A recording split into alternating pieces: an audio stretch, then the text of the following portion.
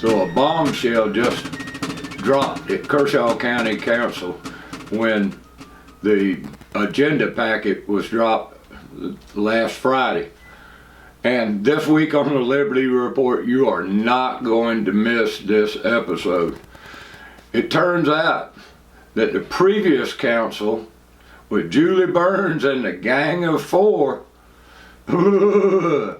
turns out they're a lot more fiscally responsible and care about the people than the current county council's insanity with baseball parks and travel parks and $6 million.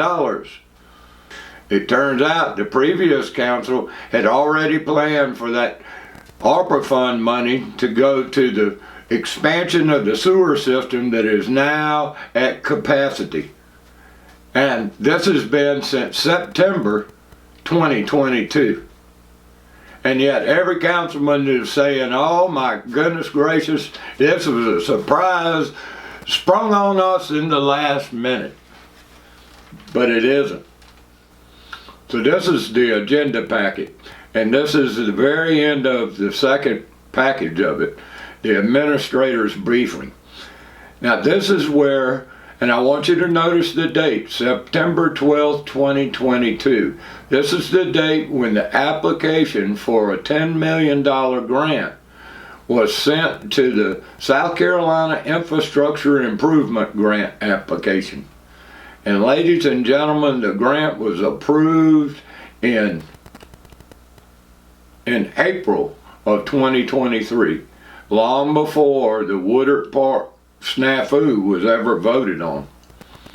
How many of these councilmen knew that we had figured out how to build the expansion, double the capacity on the sewer plant, and not raise taxes and fees using the ARPA funds, $9.9 million worth of ARPA funds, a $10 million grant, and a $12 million special state reserve fund revolving fund for $35 million that now we can't do because we're going to have travel baseball parks. In order for them to do the expansion now, they're going to have to raise taxes and fees and taxes on everybody in that district. So everybody in Lugoff, anywhere outside of Lugoff, is going to get taxed again like they did years ago. So let's just get a snippet of what happened last year in September of 2022 when the old council was already planning on expanding the sewer system. What are the preliminary cost estimate to expand to a 4 MGD?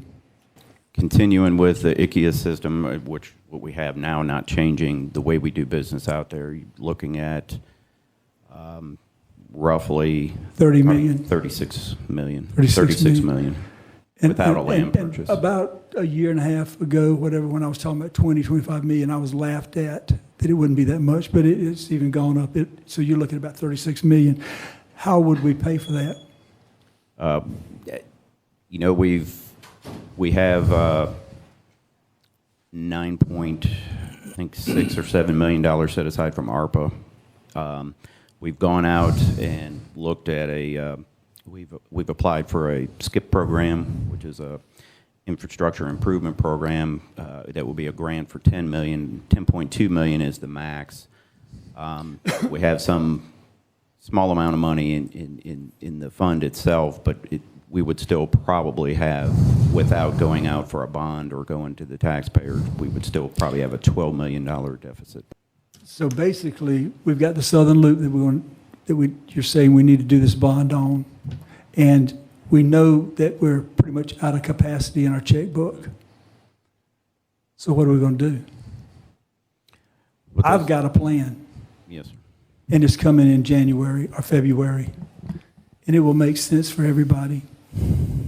And that's why I have a hard time spending this money here tonight when we've already paid for it. And we've got a new council coming on board that may look at things a little bit different when it comes to spending money in our sewer. And I just, I want information for the public so they can be informed. We've heard a very good brief. I think we'll continue this dialogue. And I think, Danny, you and your sewer people will need to be available. I thank Mr. Pope for coming all this way. This is a tough problem. The sewer is vital to us, both in growth and for well-being, and it needs our full attention. So back in September of 2022, County Council was already, and Danny Templer, the administrator, had already applied to see if we could get the grant so that it'd cover all the sewer expansion that is needed badly, and nobody listened to it. When County Council, the new council took office in January, what happened? Boys and girls, there's going to be some fireworks at County Council tomorrow night. We got the Woodward Park insanity, or sensible spending of tax dollars where it doesn't cause any more taxes.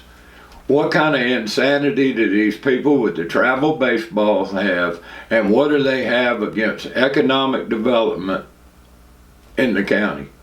Because to vote for all the parks and recreation $6 million boondoggle versus getting a sewer plant expanded, and it doesn't cost taxpayers any money. It's common sense. But apparently there's no common sense on County Council. So join us on the Friday edition of the Kershaw County Liberty Report as we report on this clown show. Again, this is Jeff Maddox reporting. Peace.